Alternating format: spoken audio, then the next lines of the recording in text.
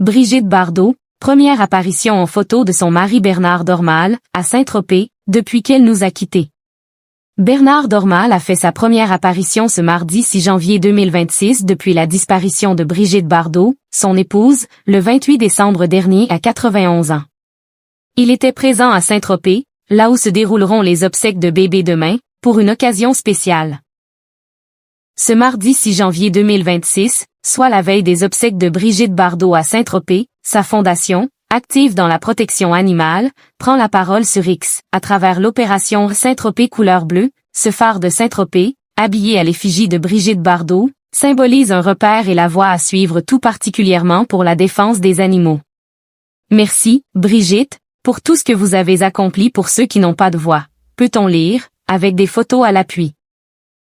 On découvre également un cliché de son mari Bernard Dormal, entouré de Maxime Elsan et Agnès Bouquet, devant ce phare relooké. Il s'agit tout simplement de la première apparition de l'époux de Brigitte Bardot, depuis la disparition de cette dernière, le 28 décembre dernier à 91 ans. Celle que l'on surnommait bébé s'est éteinte chez elle, à la madrague, entourée de ses animaux.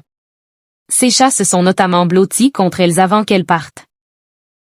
C'est ce que Bernard Dormal avait raconté à Paris Match, lui qui a demandé à tout le personnel de sa propriété de la laisser seule à l'intérieur de sa maison.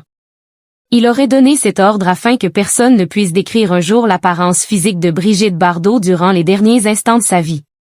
Bernard Dormal, sa demande particulière avant la mort de Brigitte Bardot.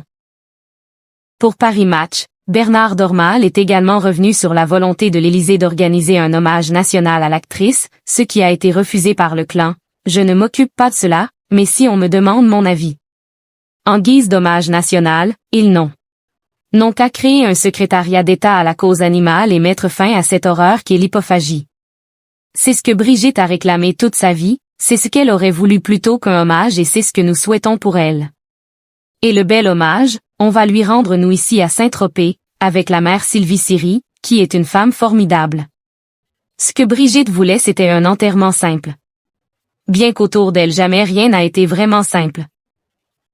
Pour rappel, Bernard Dormal a débuté sa carrière en Afrique, où il a investi dans diverses sociétés dans des secteurs très variés, avant de retourner en France, où il s'est lancé en politique, devenant alors conseiller de Jean-Marie Le Pen, fondateur du Front National, devenu le Rassemblement National.